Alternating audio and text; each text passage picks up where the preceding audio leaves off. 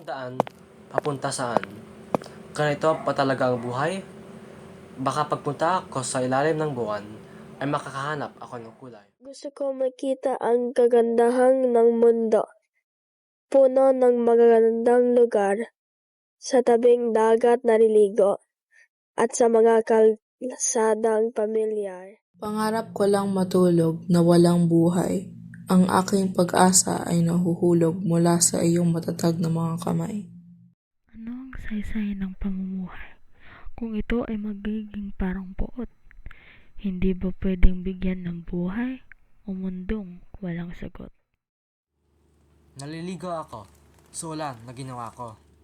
Ang tubig na umaagos sa mukha na ikinalangkot. Nalipat sa akin ang kasalanan mo. At ang ginawa mo ay hindi parang gamot.